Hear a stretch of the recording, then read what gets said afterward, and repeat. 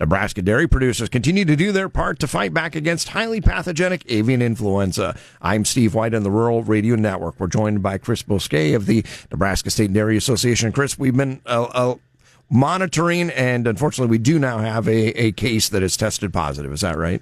Yeah, last week we originally found out, and it was confirmed over the weekend, that we do have a case of H5N1. Fortunately for the dairy industry, it's not highly pathogenic, and so our animals aren't catastrophically, dying and having mortality issues.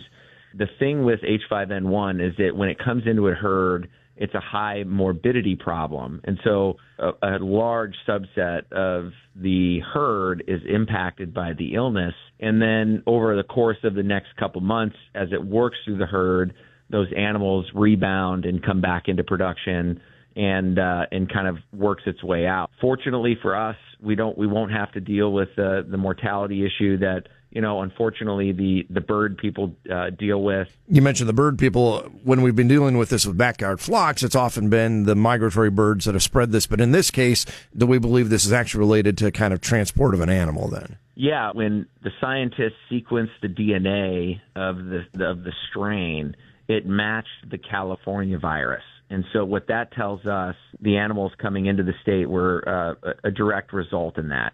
When it comes to cattle movements, producers are required to test those animals prior to moving them.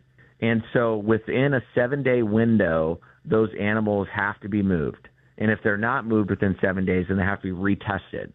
And so likely what happened is within that 7-day window, they came down with the virus. Animals were then transported to Nebraska, and then that's when, after the incubation period occurred, that's when we realized that the virus is now in Nebraska. Mechanical transmission, and that tracks with how this virus has spread throughout the continental United States, and biosecurity cannot be hampered more to prevent the spread of this disease. Yeah, I think what I'm hearing there is our surveillance is working, our biosecurity measures, they're working because we got this. Yeah, that's exactly right. APHIS and the Department of Agriculture have quarantined that herd and will not allow any cattle movements to and from. There has to be multiple confirmed negative bulk tank samples.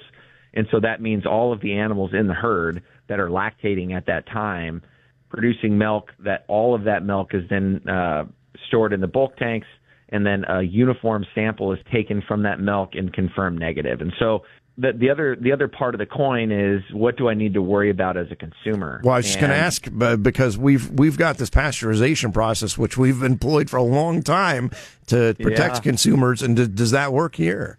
Yeah, it's been confirmed time and time again that pasteurization denatures the virus. It kills the virus.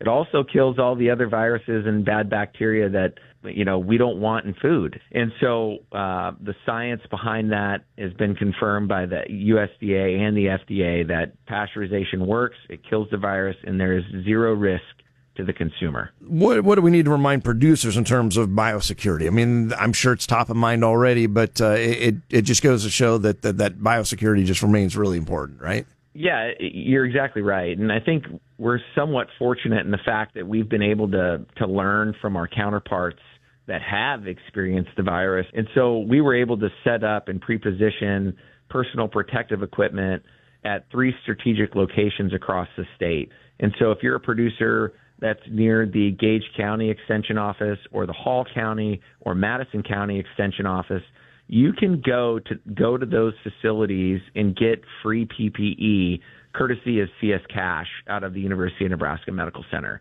We also worked with the University of Nebraska to develop really good biosecurity practices for employees. And so working on a modern day production facility like a dairy farm, you got to have common sense when it comes to keeping yourself safe. And I think, if you go to bigredbiosecurity.unl.edu, there's some great content on there that can help your employees if you're a dairy producer. It's called donning and doffing the PPE, as well as proper disposal mechanisms, and also community coveralls or anything like that keeping those items on the site to be washed and sanitized is extremely important, as well as sanitizing tires and things like that to mitigate spread from one farm to the other. We've had a lot of experience over the year and a half to implement these procedures and prepare our producers. And so I think our industry is prepared and our farmers know what to expect. Well, again, Kris, what I think I'm hearing is we've got an H5N1 case.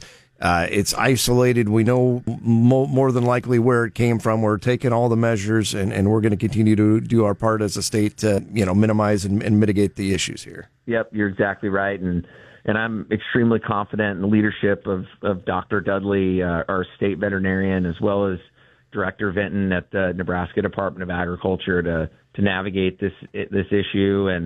And we'll continue to collaborate with them to make sure that our industry gets through it, and it's just a blimp on our radar. I'm Steve White on the Rural Radio Network.